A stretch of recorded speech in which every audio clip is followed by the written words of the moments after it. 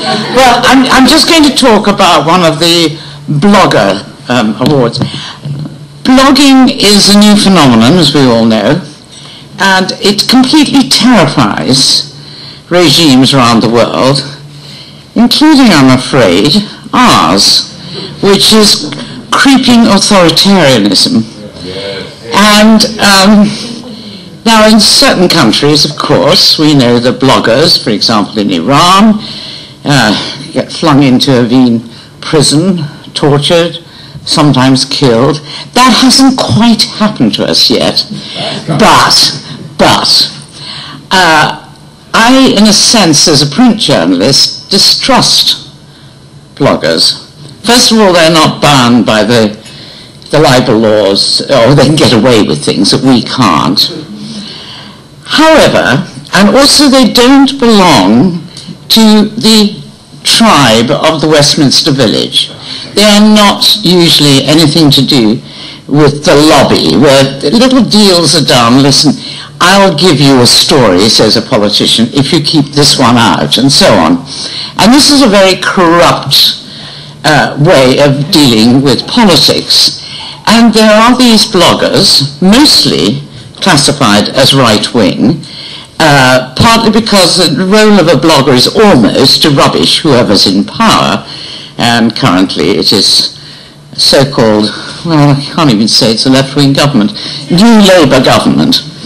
And there are 2 or 3 very powerful blogs who break stories and who are they're not beholden to the tribal mores of the Westminster Village. And the most successful currently of the political bloggers goes under the name of Guido Fawkes. Now, those of you who are not English won't know the significance of that, but Guido Fawkes, Guy Fawkes, tried to blow up Parliament.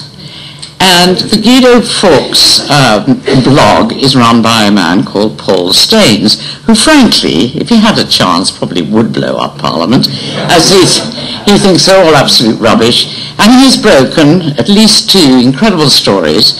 He has felled one cabinet minister, Peter Hain, who is Secretary of State, Wales, paper clips, whatever.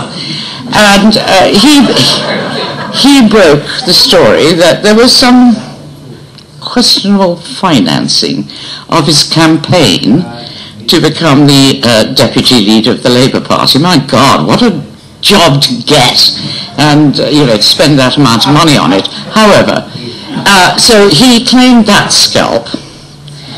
The other several scalps were this Guido Fawkes, who is known in real life as Paul Staines, broke what we now inevitably call Smeargate. He got a hold of these emails between Gordon Brown's, favoured thug, called Damien McBride, very trusted thug, because the great thing about a man with a moral compass is he can pretend he is not doing any of this dirty work. He's got this thug who is his spin doctor. And anyway, Guido Fawkes found these emails between him and another chap called Derek Draper, who those of you from the Arab world would know who he was, but he was a sort of New Labour toady, who set up his own blog called Labour List to counteract the influence of people like Guido Fawkes.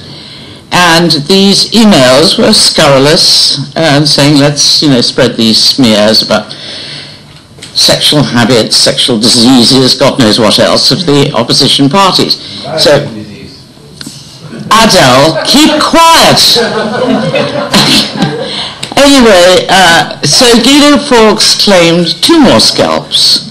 Damien McBride, who is the favoured thug in the Brown government, was, retired, sacked, whatever, and also Derek Draper, who had, gave up his leadership of this Labour List blog. So he's had 3 really major scalps. Now, he's not terribly nice. If anybody thinks, because he's usually called right-wing, if anybody thinks he's going to be any nicer to Cameron and his boys when they get into power, which they will, of course, you know, they've got another thing coming. He's actually a kind of anarchist libertarian, I think. I'm terribly glad that he is not ever going to be in the corridors of power, which of course he would be very keen on blowing up, like Guido Fawkes originally tried to do. But he is necessary because in this kind of managed news world, you need an anarchist libertarian. I'm sure you're going to quarrel with my description of you, Paul, but you need somebody who, without fear or favour, can't be fearful, I must admit, punches the pretension and, frankly, the incipient corruption of our Lord and Masters.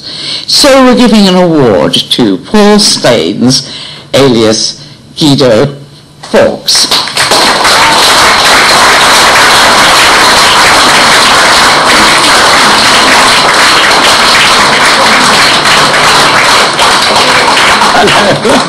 Don't kiss me. I mean, nobody will ever speak to me again in the corridors of power. So, thank you, Paul. Thank you. Good. That will go on our patio.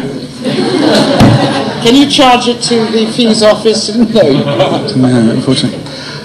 I'm always worried, and I've obviously been conned into coming tonight to present an award so that I can get an award, that once I start accepting these things, I slowly get into the club, and I don't want to join the club.